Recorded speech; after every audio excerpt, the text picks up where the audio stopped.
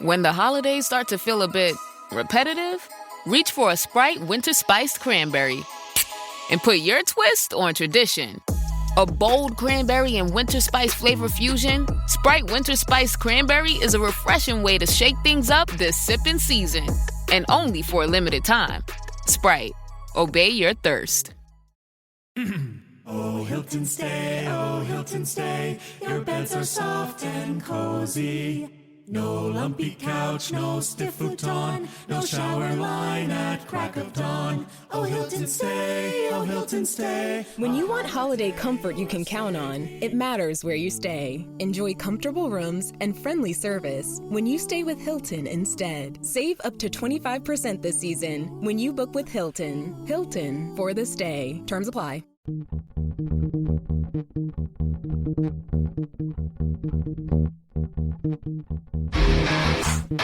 All right. Welcome back. Misfit Nation show. We are a show founded by a veteran and hosted by two veterans and a military spouse. Our mission is to get people to tell their stories to the world. If you're an author, share your tips with the Misfit Nation. If you're a musician or an actor, our audience need to know how they too can get into the business. Coaches, we love our coaches. Come on and share your tips with the Misfit Nation to help them become better versions of themselves. If you are a corporate leader or an entrepreneur, come on and show how you did it and how hard you have fought for success. If you are a veteran, first responder, or Gold Star family, we would love to have you come on and share your story with the Misfit Nation. We always have time for you. If you're feeling down, alone, or starting to see the darkness, stop. Think about those who are around you. You are not alone. You will be missed. If you feel like your problems will be a burden to those in your inner circle or feel embarrassed, dial 988. If you are a veteran, take option 1. We need you to keep pushing forward. Don't make a permanent solution to a temporary problem. If you are a new listener, welcome to the Misfit Nation show. Be sure to subscribe to our show on your favorite podcast app. Also on our YouTube channel at @the_Misfit Nation. Subscribe and click the bell to keep you up to date on our latest episodes and all of our news. You can also find us on Heroes Media Group and About Face Radio. Now, let's get to the show!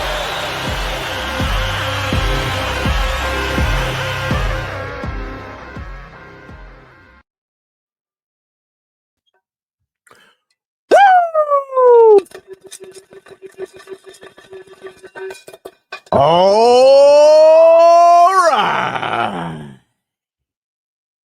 Misfit Nation, I'll tell you this. You're not confused and your calendars aren't broken because, yes, it's Thursday. And, yes, the ToosDay Crüe is still rolling in like a wrecking ball anyway. We don't wait for the right day. We don't wait for permission. We don't wait for the world to catch up when the crew wants to roll. Guess what, Buttercup? We roll. And tonight, we're crashing your Thursday with more energy, more attitude, and more misfit madness than the weekday can handle. So forget the rules. Forget the schedule. Forget that the week is supposed to look like. Because we're not about to flip this Thursday. We're making it upside down, turning it into a most chaotic, high-voltage Tuesday you've ever seen. Misfits, buckle up. Because the crew's here. The mic's hot. The energy is surging. And Steven and Jake are about to take this wrong day and make it feel so right. This is a special Thursday edition of the ToosDay Crüe. Let's crank it up, boys. Take it home. All right. Come back again. How you doing, Steven? I'm doing well. How are you? I am good. And hey, Misfit Nation, I want to welcome you and thank you for being here on our 599th show. We're going to kick this straight off into 600. That'll be our next show coming up. And without you, none of this would have been possible. Every like, every share, every subscribe. This is what makes that possible. And speaking of making things possible, Steven, you ready for the big announcement? What's the big announcement? The big announcement. Got it from our producer that the Misfit Nation is the Veteran Podcast of the Year for 2025. Got that award last night. Our producer dressed up in a suit and everything. Yeah, he was looking crazy.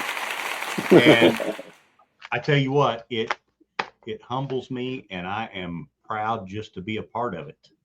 And again, Misfit Nation, we couldn't have done it without you. And so we're loving it. We are loving it. Yep. Okay, Stephen, we have an awesome guest this week.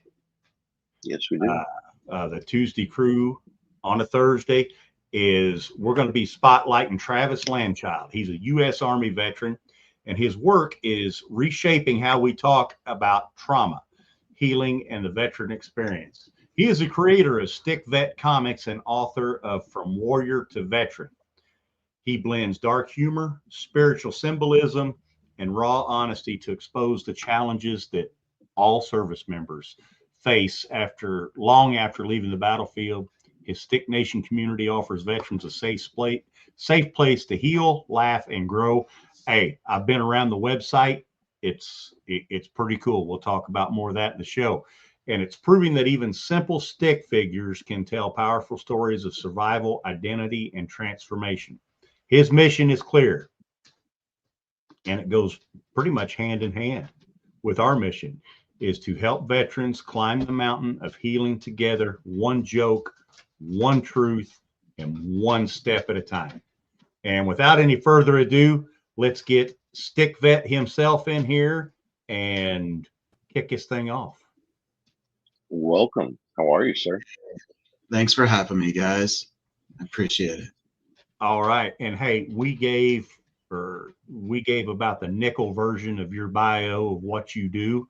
Why don't you fill in the other 95 cents, and you can just you can start wherever you want to and just tell us all about yourself. Well, I'm one of the guys who joined the day after 9/11. Big lot of us. Mm-hmm. I still remember when I went in, there was a Vietnam vet who had a fake ID saying he was young enough to get back in. That's awesome. It was something to hear him screaming, "No, send me, don't send these kids."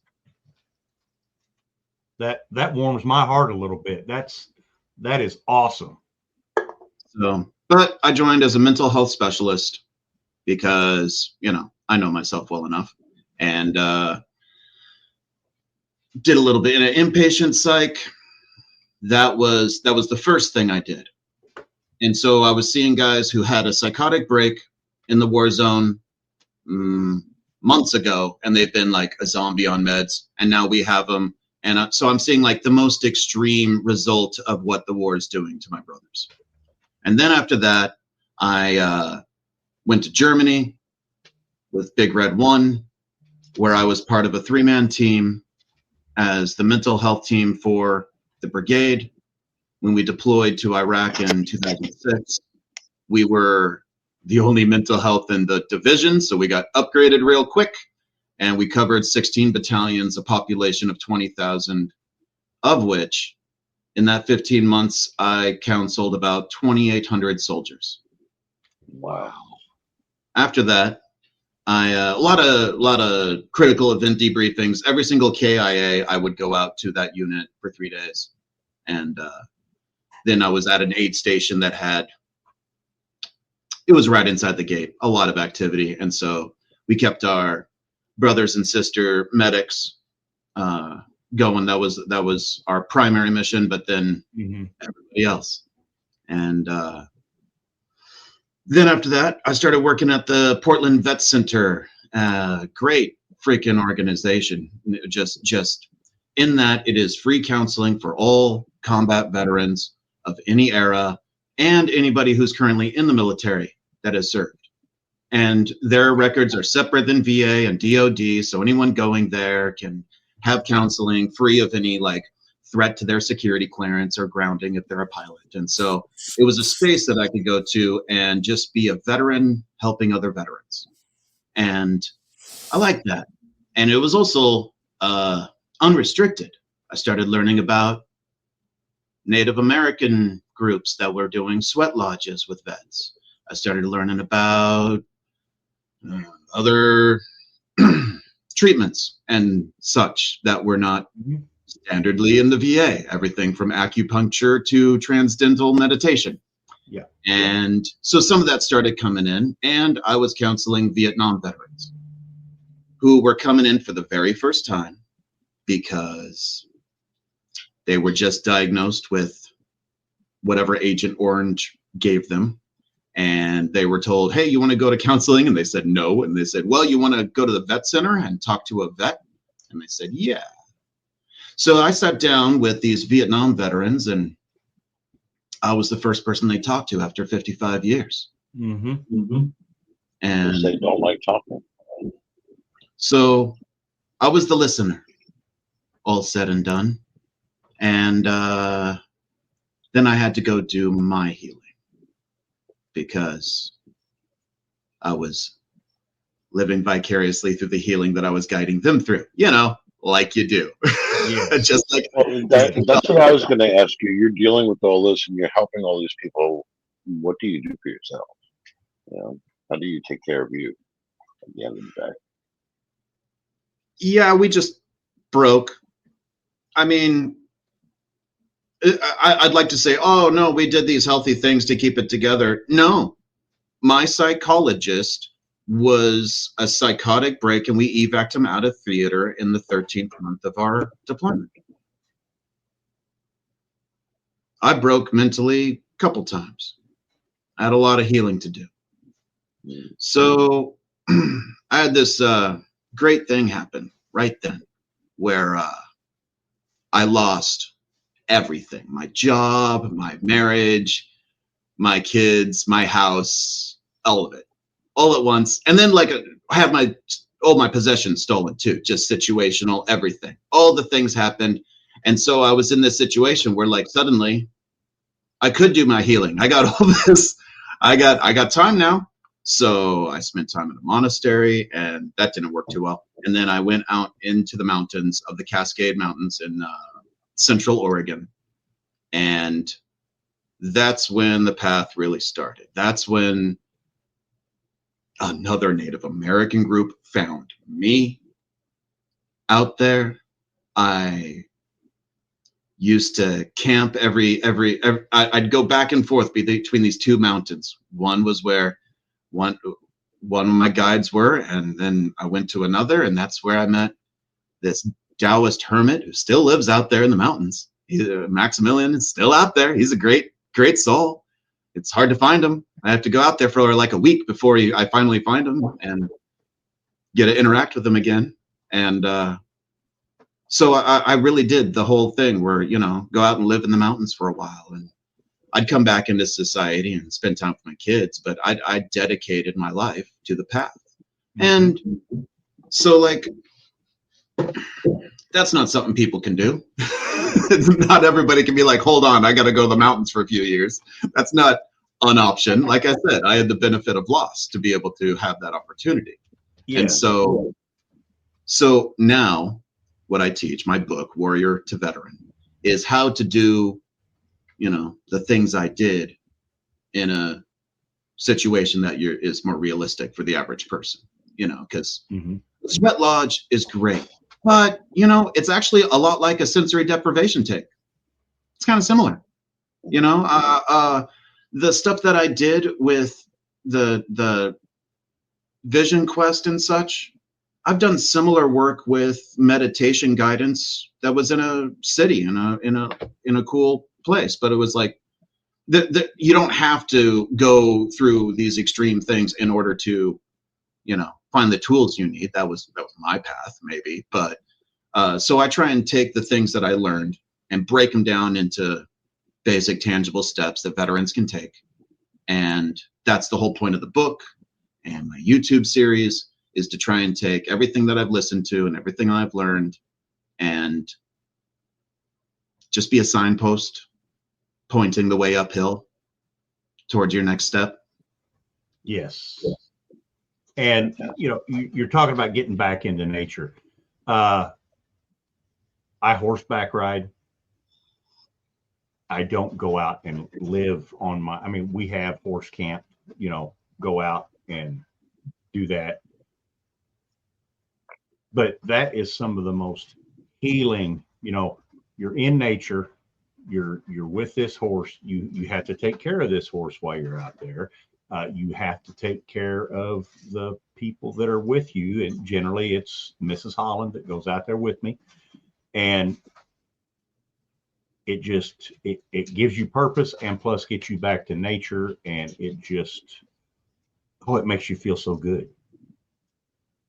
Yeah. Yeah. Equine therapy is an amazing, they're very empathetic animals and can really take over your energy, you know. Yes. My mentor did equine therapy later on. That's what he does now. My Vietnam veteran mentor. I've had probably a dozen mentors. That's one part of this path is always seek guidance of your elders. Doesn't matter if they did it right.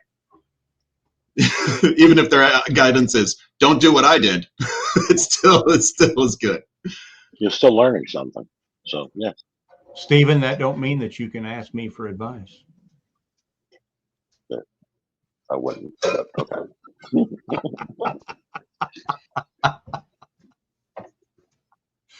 Oh, so you did all this. And first of all, I want to talk about your time as a mental health counselor in the military. I'm going to tell a little story here. I told you I was going to tell this story.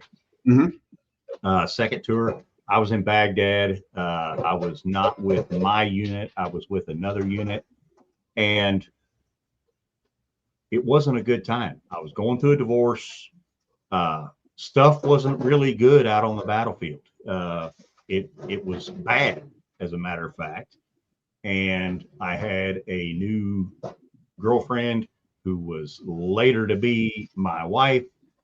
And we'd only known each other a short time before I deployed again. And it was a rough time.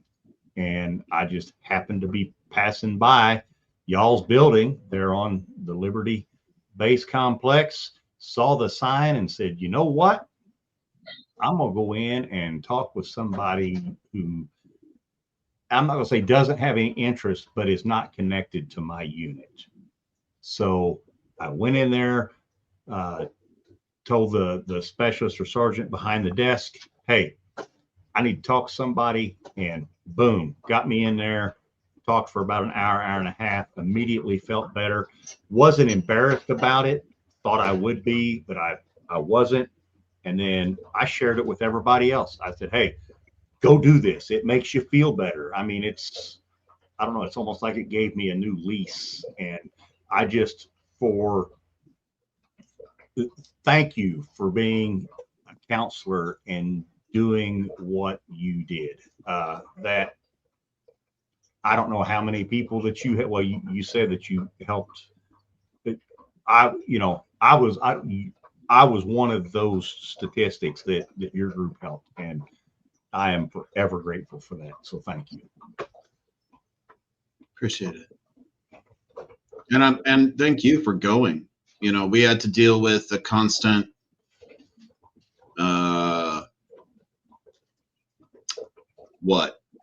fear mongering about going to mental health. I don't know what to call it. It was the whole, you know, if you seek help, then you're weak. Yes. You know, the generic, if you're going to them, then you're crazy and we shouldn't trust you. And, you know, we would go out and there's a secret in the war zone. Everyone's having suicidal thoughts. Yes. It's an intrusive thought. Are you able to easily dismiss it? Is it hard to dismiss? Do they linger? Is there like way too many more a day than you can handle? That's the important question. It's not if you're having them. Are you kidding me? It's a war zone. You're probably having them.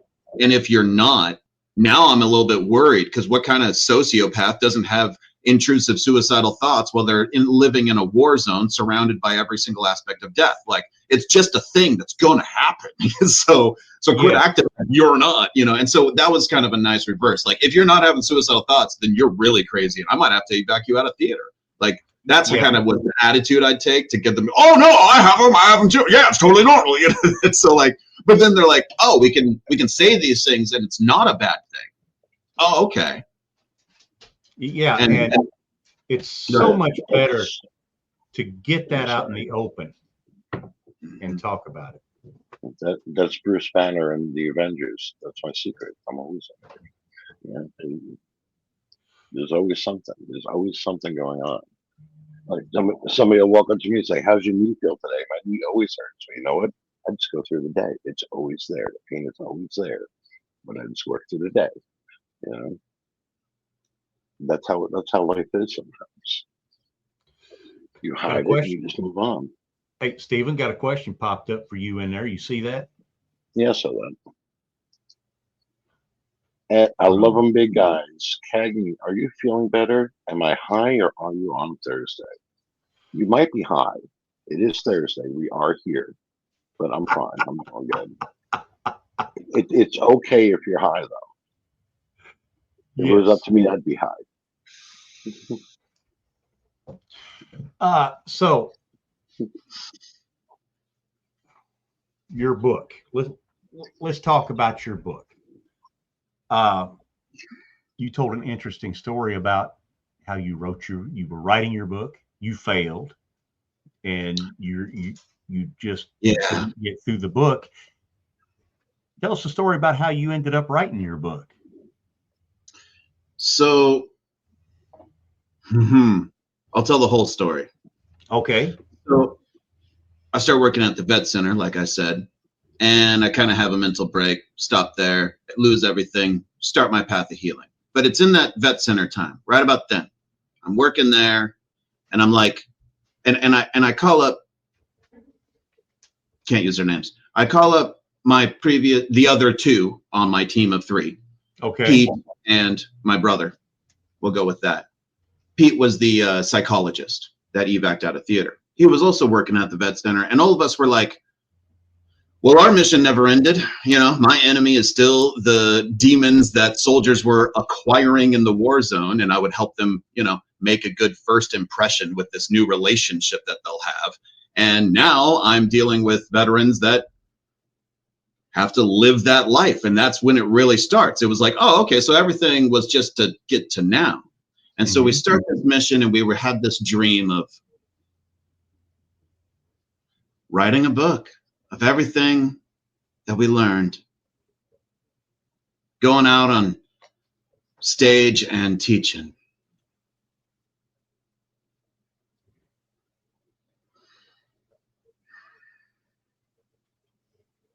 Pete killed himself in January of 2012. And that mission came down to me. Mm-hmm. My brother's still in. Can't say his name because he's still in operation. Mm-hmm. So I had to write the book. I had to tell our story. And I would attempt to do so and create a whole cover-to-cover book of insane ramblings that just did not make sense. And over, just trying. But I had to do my healing. I was too mentally broken to be able to even communicate that which we learned. But as I'm doing that, every once in a while I started I'd make a point or what I thought was, and then I draw the veteran in the margins, just a little stick figure with a hat that said vet. And he'd be like, yeah, like anybody's going to understand this bullshit.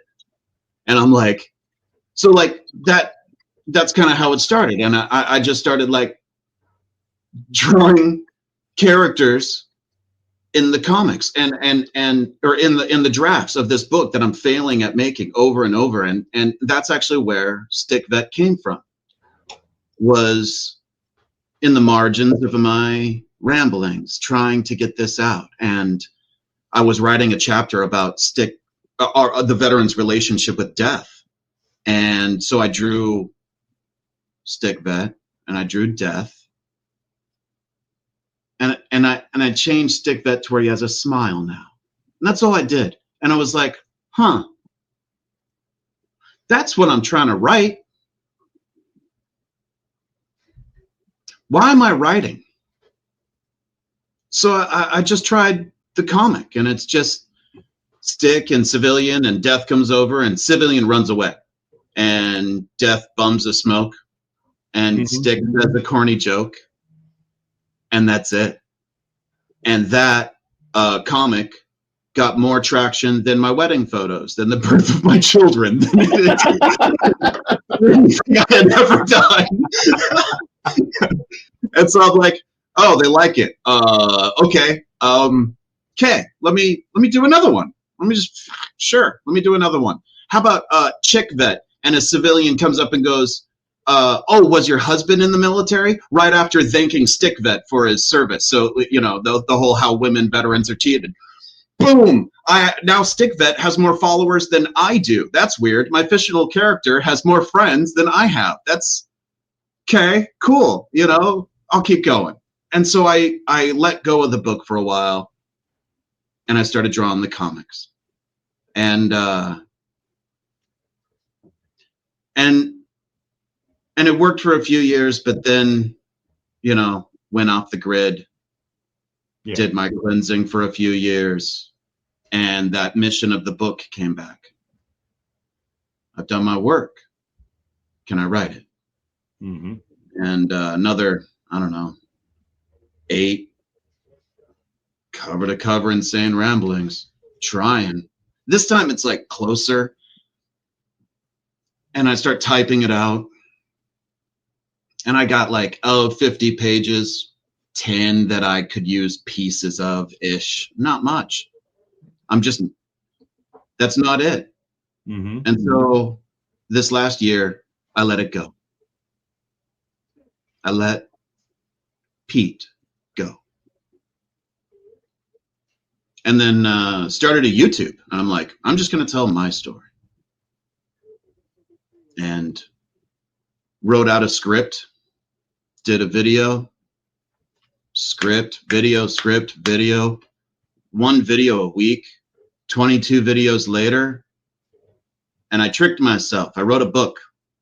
I had it all there. I was 1 edit away. Yep. So I went through full edit, published in June, From Warrior to Veteran. My first veteran training manual. First of many. Nice. And the YouTube video associated and everything to kind of, you know, because some of us don't read. Some of us can barely write. And I'll admit, anytime we have an author on here, I love to read, and probably much to the chagrin of Mrs. Holland, anytime we have a veteran on here, I immediately go and order the book. I like to read, so thank you for writing that book. It adds another book to my library. Yeah, yeah. Some of us do read and don't like YouTube's, you know, but. And I read a review of a book of yours. Uh-oh. And it said, this book belongs somewhere between, I think it said, homicidal psycho jungle killer and Art of War in your library. So I'm like, okay, I got to get this book. So yeah, that was pretty amazing. That was pretty amazing. Got a couple questions for you in here. Oh yeah. I was just scrolling looking for it. There you go, Stephen. Okay, at Carolina, my mind on is Travis. Sorry if I messed that up. What moment or memory sparked the creation of Stick Vet Comics? So Stick Vet is about my brothers.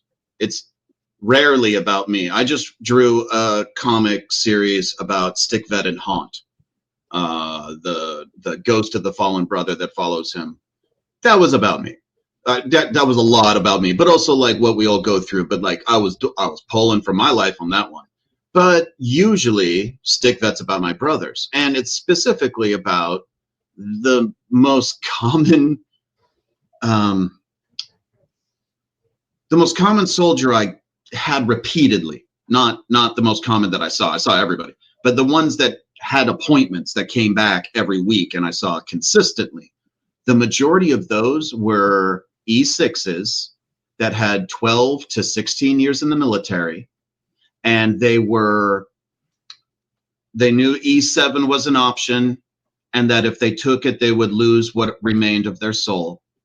And they had to choose to get out now and save what remains of their humanity, or sacrifice the rest of it to the system and stay in. And Stick Vet is about them getting out. And mind you, these are the NCOs that you wish you had. These are the platoon sergeants that if you didn't have that, you were like, man, he's like taking the brunt of the bullshit for his guys. And I wish my guy would do that. We're just having to deal with whatever. So like that's who Stick Vet is. It's the best case scenario soldier, the soldier we aspire to become.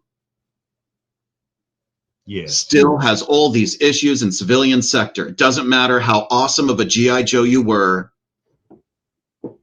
and all the training in the world. Guess what? You're still a veteran civilian sector with the entire gauntlet of problems. It's not like better soldiers have less problems as a veteran. Nope.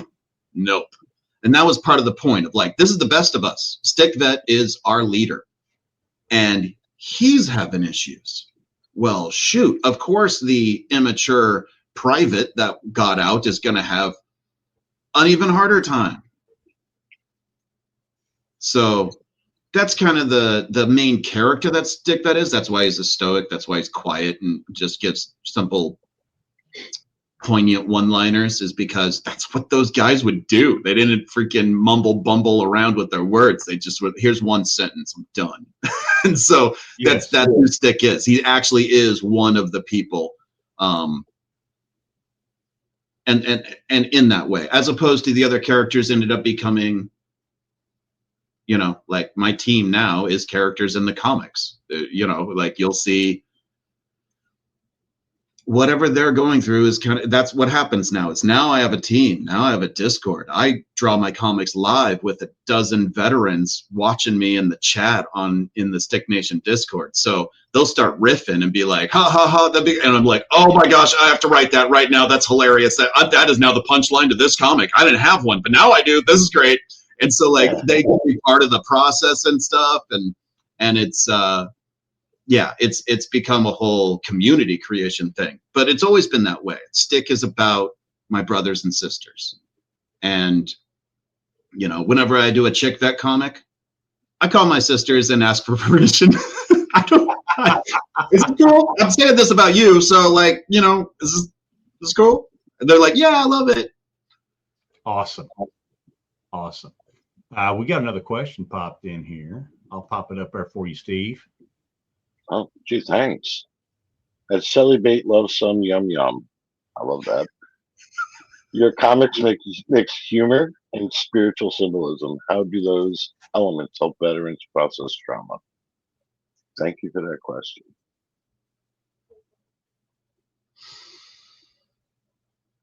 Firstly, it's normalization. Go to Facebook and go to one of my comics that's really pushing. Look at the comments. Look at it. Go to my Facebook and look at the comics. When you see 50 or more, or 80 comments, or 100 plus comments, read them.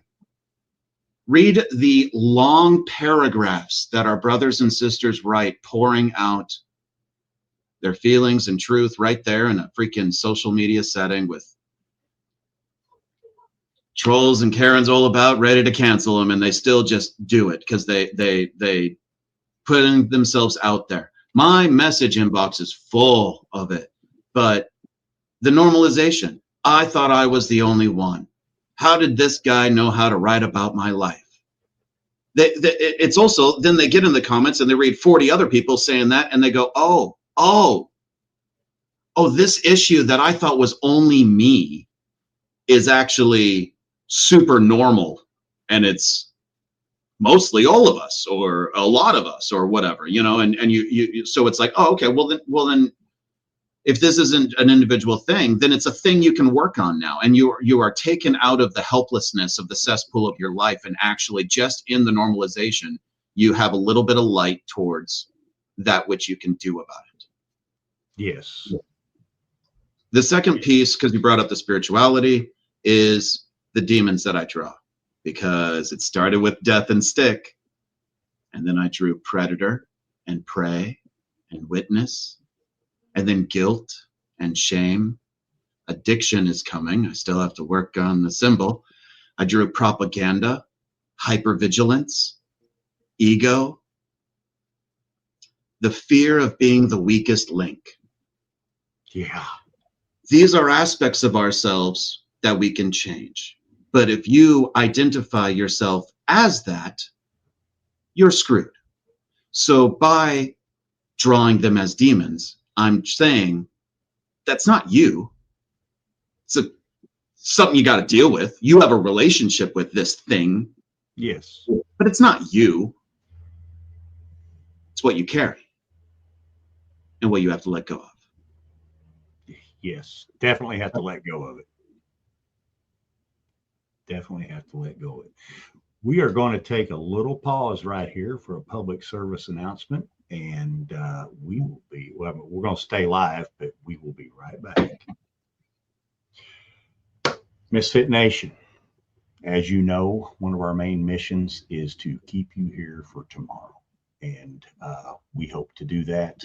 And we just want to let you know we love you. We want you to be here tomorrow, because tomorrow will not be as beautiful a day if you're not here to share it with us. If you're feeling down, if you're feeling that darkness, pick up that telephone, dial 988, take option 1 if you're a veteran. Somebody will get you the help that you need and get you onto a right path. But you have to pick up that telephone. And if you don't want to pick up that telephone, hit us at info@themisfitnation.com, Steven@themisfitnation.com, or Jake@themisfitnation.com. Drop your phone number in there. We will call you.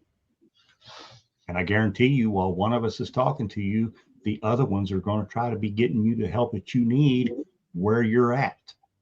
So please do this for us. It's,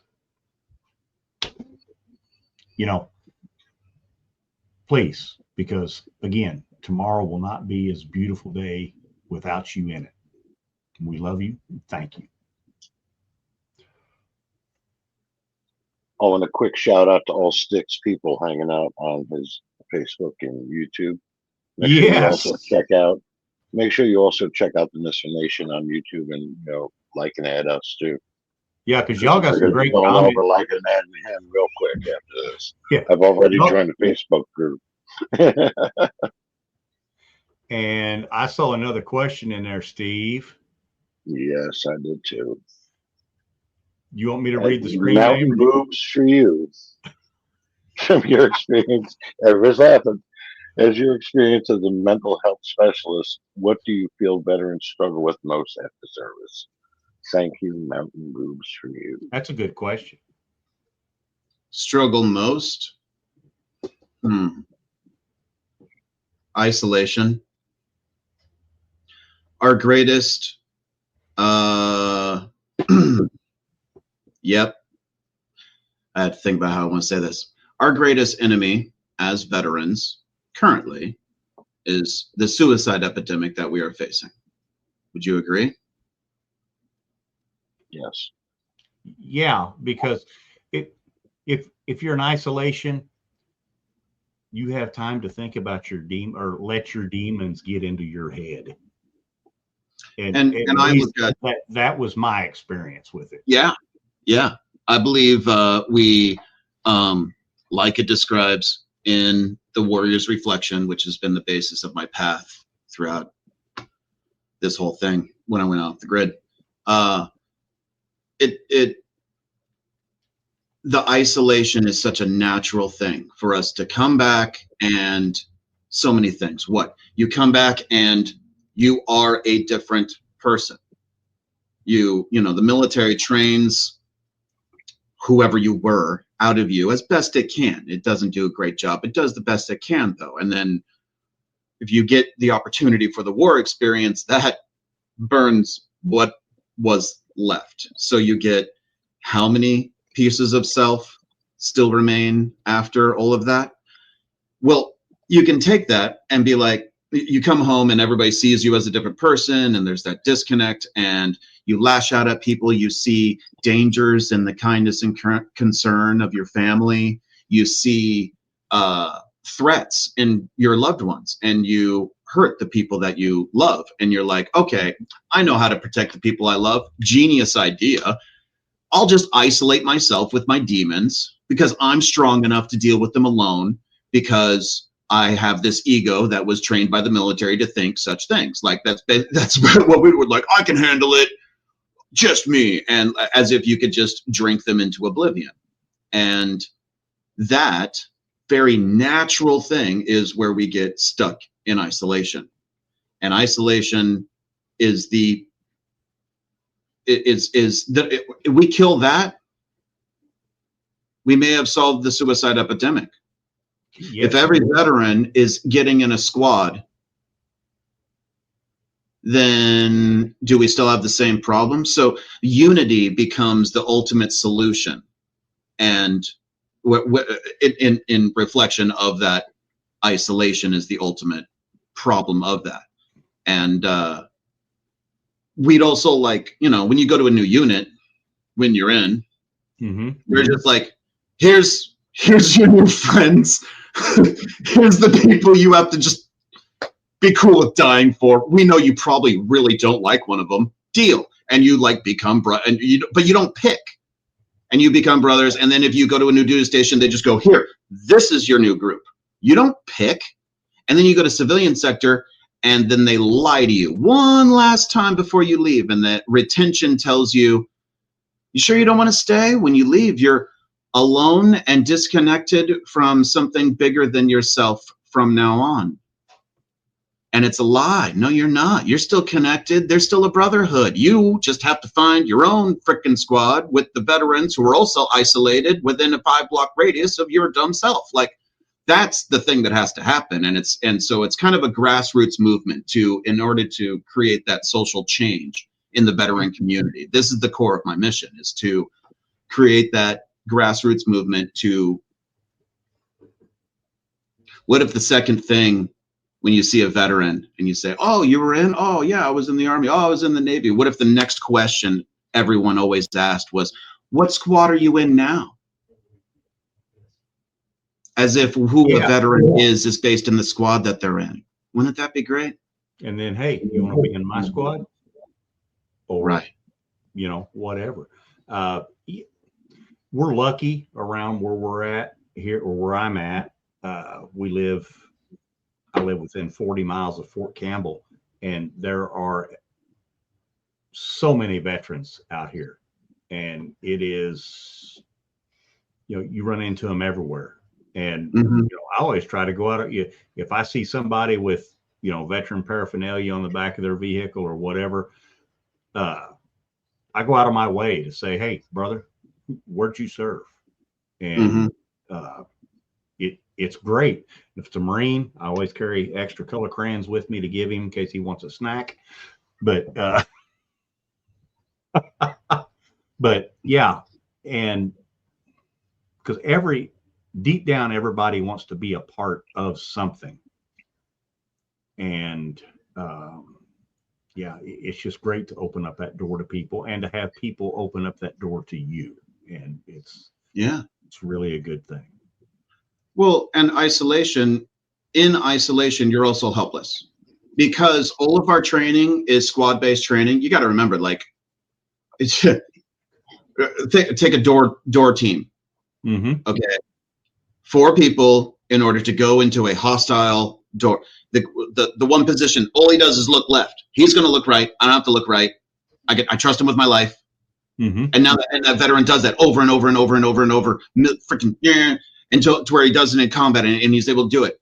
And now he's in civilian sector, and you wonder why he can't handle going into an interview by himself. How you know what I mean? Like, of course, you can't do anything. What can you do by you have to have that squad right before you go in, because we have this training that's like, no, we have a weird codependent enabling kind of like relationship with each other. But on the flip side, we are able to do more than any one person can ever accomplish as a group. Yes. And you lose that when you're alone. Yes, we can. Another question, Stephen? A couple of them.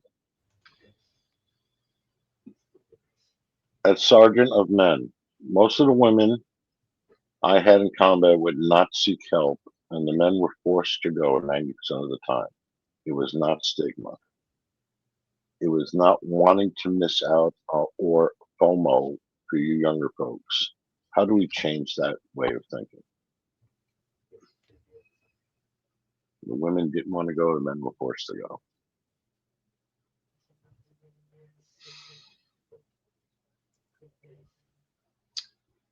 The weakness demon. If you don't go, you're weak.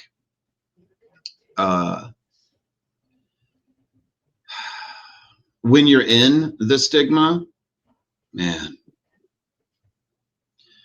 you have to take the mature point. You have to call out you're weak if you ask for help. Bullshit for what it is. You really do. I my own first sergeant would talk about how he doesn't even get why we're even there, and anybody who goes to us is weak. And my freaking NCO, my brother, would get in trouble by arguing with him in formation, just right off the bat, like, well, but be right for doing so. Yes. Right. The last thing we need is for more of that. There's plenty of it already. And so it's, you have to call it out. You, as if it's the ridiculous, immature thing that you're sick of putting up with a little bit. You got to call it out for what it is. And I would see NCOs do this, where like they'd catch someone being like, "Oh, you're gonna go see the crazy, you're gonna go off to see the wizard," and some NCO would light that guy the frick up for shaming him for seeking help. Yes. But that NCO was a rarity. He was the NCO in that platoon who would do that, and the other ones wouldn't. Yeah. So it was a rare reinforcement, but that's what's necessary, whether you're in a leadership position or, low enlisted. It's taking that mature stance. Yeah, and I'm so glad that the stigma is getting erased, because I'll go back. I joined the Army in 1986. I was going to say like 1942 or something. Shut up. And there was a stigma there as well. Nobody even knew that there was mental health counselors. But you didn't go to sick call, period. Right. I mean, unless you had like a bone sticking out of your leg or was like bleeding profusely and it wouldn't stop, you didn't go to sick call, because there was a stigma associated with that. I would hate to have seen what would happen to somebody back in those. Hey, I need to go see a mental health counselor. These people would have had you in a straitjacket. And I'm just glad that stigma is being erased. You go to the gym, you take care of your body. You got to take care of your head too, because that's what controls it all.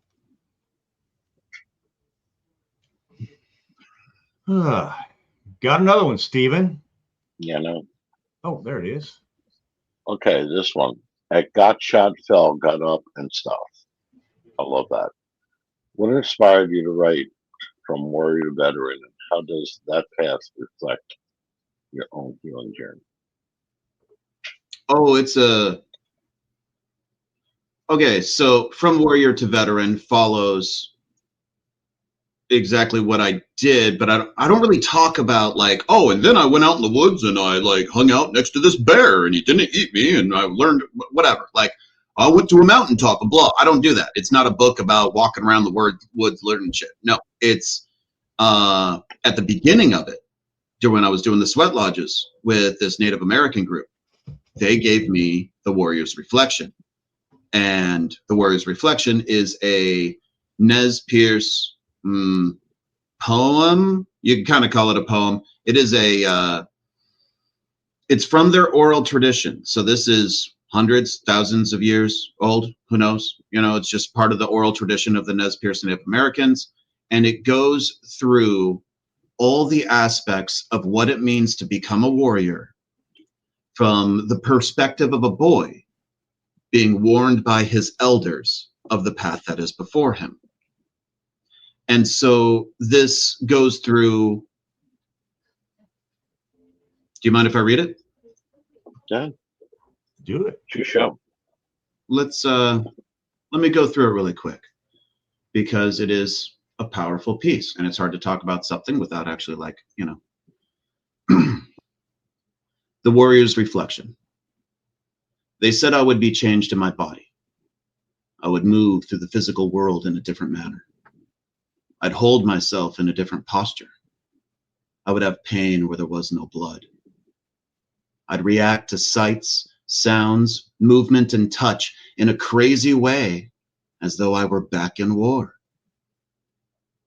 They said I would be wounded in my thoughts. I'd forget how to trust. And I would think that others were trying to hurt me. I'd see dangers in the kindness and concern of my relatives and friends. Most of all, I would not be able to think in a reasonable manner, and yet it would seem like everyone else was crazy. They told me that it would appear to me that I was alone, even in the midst of people, and it would feel like there was no one else like me. They warned me that it would be as though my emotions were locked up and I would be cold in my heart, not remembering the ways of caring for others. And while I might give meat and blankets to the elders or food to the children, I would not be able to feel the goodness of these actions. I'd be doing them out of a habit and not from a place of caring. They predicted I might do harm to others without plan or intention. They knew my spirit would be wounded. They said I would find no comfort in family, friends, elders, or spirits. I'd be cut off from both beauty and pain. My dreams would be dark and frightening. My days would be filled with searching and not finding. I would not be able to find connections between myself and the rest of creation as I would look forward to an early death. And I would need cleansing in all of these things. Nez Perce.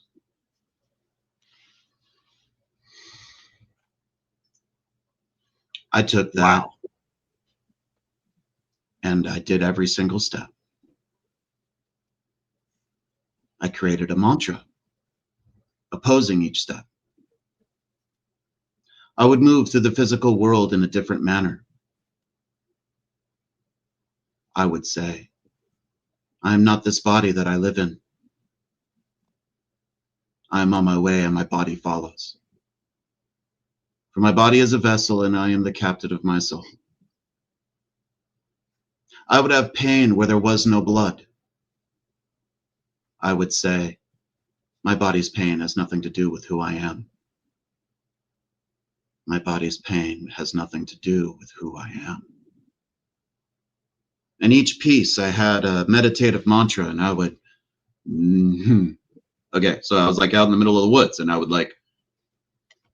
hanging out at hot springs and there was this hot spring that had a 115-degree top pool and 4 pools, waterfalls to each one. And I just go and sit under the hot spring waterfall and meditate for hours on end, repeating these mantras over and over, you know, using the hot water to make it easy for me to just stay there in that moment. It's kind of like meditation cheating a little bit, but it worked. And in that, I also had to do work. whether it was from my guide or my guru, I had to do the work. And I had to, like, you know, go to mountaintops and listen to the wind. And I came back and I told her the lessons that the wind, I thought, taught me of a week spinning on a wet mountaintop. And she said, that's good stuff. That's not what the wind teaches you, though. You need to go back. And I'm like, what is a specific message? So, like, I had to, like, do my spiritual work in a very, you know, natural, out in the mountains way. But then what I do is I didn't so much go into doing that. I say, like, you know, what did I have to let go of? That's the piece. How did I do the letting go? That's the work. Yes. So that's what the book is. It's the poetic piece, and then the belief structure that's connected, and the actual tangible habit to let go of that. And that's what each piece is. That's what every chapter is. And that's how I created the book. Nice. And it's I'm looking forward to getting it and reading it. And you know, folks, if you haven't already, just get on your computer, go to stickvet.com, and it has everything up there. Just go through it. And I started going through the videos this afternoon, and I was like, wow. And like I said, I've already got the book in my cart on Amazon. So Mrs. Holland will just hit the buy button and she'll get it. So yeah. And if this can get people on the way to healing, and like we say on this show, if we help one person, our mission is complete. But, you know, we want to help everybody. That's our goal. And with this mindset, especially, you know, having a squad, having a tribe, you know, having that group of people that, you know, that you can call. And, you know, I've probably got a few people in my life right now that I can call up, and it's like they'll be on the first thing smoking and get here. And I would do the same for them. And I'm sure there's a lot of us out there like that, and realizing that there's basically everybody's going through the same thing. And all we have to do is get together and talk it out. That's what I'm doing now. So what I'm doing now is I'm taking these pieces of the Warrior's Reflection that I did in videos, and every Tuesday and Thursday in my Stick Nation Discord, I have what I call a not a counseling group, because it's just a group of veterans with no counselors. And we watch the first piece of the Warrior's Reflection, and we just go into one of those pieces, because it's a lot. It's a lot. And so we just listen to one, and then we have an open discussion and talk it out. How does this relate? What do you have questions? And it's a way of going through and trying to apply this work to our lives as a group. And so that's, if this poem was something that hit you and you want to learn more about in an interactive way, check out Stick Nation through the website. It's on there. All right. Well, I will probably end up following and joining and doing all that. I think we got time for one last question here. At Lavernus Jeff wants to know, how has Stick Nation impacted the way veterans support each other in today's world of online community? Thank you for that question. So, Stick Nation is my newest invention. It after I did the Warrior's Reflection, I was like, it just kind of made sense, and I couldn't figure out how to like do this on any other social media, which is why I'm on Discord. So Discord allows me to do it kind of like a watch party / group counseling with a stage and control who's talking and stuff. It just works. So we started doing it, and I really thought it's hard work, right? Like it's group work. And so I thought, people will be like, oh, what's this? And never come back. That's kind of what I thought. I'm like, this is work. It's like, hey, let's start a workout group. And everybody shows up for the first run, But no, every session's been between a half dozen and 2 dozen people. We're So because we do it on a stage, people can just chill in the audience and listen. And they don't have to like interact. They don't have to, they can just sit and listen and absorb, and they don't have to have the social pressures of doing anything. And so people sit there in the audience for a few weeks, and then they start coming up on stage when they're ready to do the work and engage and everything. So because of that, we now have people that we call them stick-minded people. We have people that are doing the work. They're chiming in from time to time in the NADA groups, but they're also like in the Discord doing the work consistently. We have channels. We have an in-house VSO. So we have veterans that are like, hey, I'm having trouble with this. He's on it. We have an in-house guy who helps people with resumes when those issues come up. So we have a few like pieces like that, but mostly it's people doing work. That's the point of the community. And when everything is oriented around that, it's like there's laughing and joking in the smoke pit. Sure. But most of the channels are like working on getting healthy physically, working on meditation, people down in a channel watching meditation videos together and such. It's where we're doing work is really the point of that community. And so if you're ready. All right. Well, hey, Stick Vet, this hour has flown by. Oh, yeah. Sergeant Mem wants to highlight it was not stigma of any kind. It was purely FOMO. Okay. And I'm just going to throw this out there. Is that fear of missing out? Yeah. Oh, okay. All right. I'm an old guy. I know a few acronyms, and we're not going to talk about any of them in here. So, and he brought up a male and female thing, and I don't actually know. Like I tried to answer the best I can, but some aspects of like why that or this, I don't actually know. I've been out for a dozen years too, so I completely understand. Jeez. So everybody, get on your computer, go to stickvet.com, check it out. I tell you what, I watched the video, the Warriors Reflection introduction. You heard it here. You'll hear it there too, plus a bunch of other videos. And they're spot on, man. That's all I can say.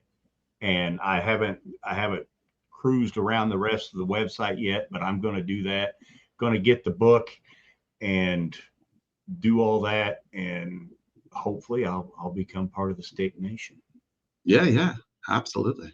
Before we go, though, we have a question for you in 3 parts, and I usually ask it a little different way, but since it's Thursday, I'm going to go with the normal way, and I want you to tell me what the Misfit Nation or anybody listening tonight can do starting tomorrow. What are 3 things that they can do to become better humans? The first thing is in the first 10 minutes of your day. It's not so much a what you do, it's a when you do.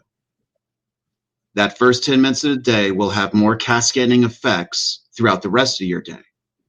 If you get up and you meditate, if you get up and you pray, if you remind yourself of your belief structures in some way, shape, or form, vision board, some sort of music that gets you in the right frame of mind, whatever it is, the cascading effects from that habit of the first 10 minutes is more impacting than if you did it an hour later.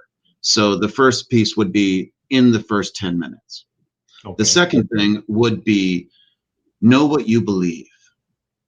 Start that journal. The journal isn't like, oh, this is what I did today, or these are my feelings and stuff. Start the journal. And I say the journal because, I mean, the journal that you've been thinking about starting, saying you would do, did one page, never wrote again, attempted this and given up on ever attempting it again. Start the journal. But this time, write down what you believe. Okay. If there's 100 things that you could believe in, try and write all 100. It's hard. And then you remind yourself of that every single day Okay. to keep yourself on your path. The first 10 minutes, remind yourself of your beliefs, and the last 10 minutes. The last 10 minutes determine your entire sleep, your sleep hygiene at the end of the day. Just like the cascading effects of the first 10 minutes, you're setting yourself up for failure or setting yourself up for success. If you're going to sleep with a phone in your face and an anxiety running through your brain that you can't actually feel as you're numbed out, you're going to have consequences the next day. So It's a cascading negative effect if you're not doing what's healthy in that last 10 minutes. That would be my 3 things. All right. All right. Fantastic. Folks, you heard it here first. Travis, I love this chat. It was funny, and then it was intense, and then it was funny, and then it was tense, and it was great chat. I loved it. Yeah, and I tell you It what, was like I in want your to face, and then it was backed off and relaxed. I want to thank all of our Misfit Nation listeners that are out there this evening. I want to thank all of your listeners and followers that got on here this evening, and just all the questions. Yeah, the Stick Nation, they were in the chat. They were going. I love it. Yes, they were. Oh, yeah. Yeah. Here's to you, Stick Nation. You all are great. You should hang out with us more often. Yes. Yeah, we welcome you to this side. Come on in. But Travis, thank you for being here. You write another book, hit us up. We'll do this again. Absolutely. Will do. We will do this again. And like I said before, we're all here for one another. So need anything, give us a holler. Will do. Absolutely. Right. Thank you so much for having me on.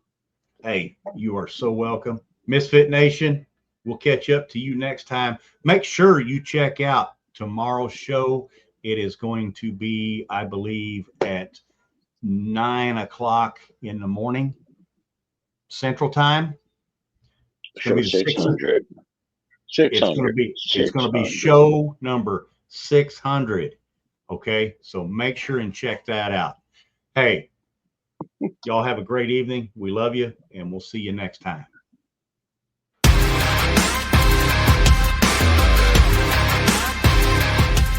Thanks for checking us out and being a part of the Misfit Nation show. Don't forget to visit our website at themisfitnation.com.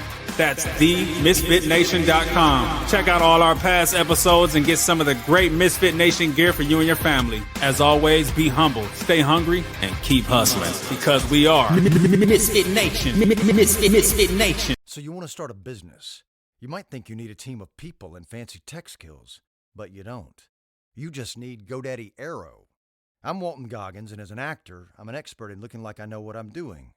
GoDaddy Aero uses AI to create everything you need to grow a business. It'll make you a unique logo. It'll create a custom website.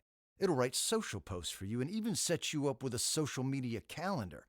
Get started at GoDaddy.com/Aero. That's GoDaddy.com/AIRO. Hey, Ryan Reynolds here.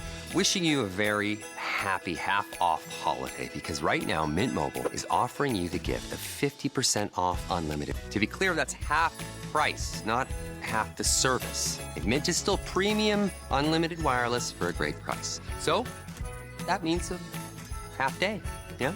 Give it a try at mintmobile.com/switch. Upfront payment of $45 for 3-month plan, equivalent to $15 per month required. New customer offer for first 3 months only. Speed slow after 35 gigabytes if network's busy. Taxes and fees extra. See mintmobile.com.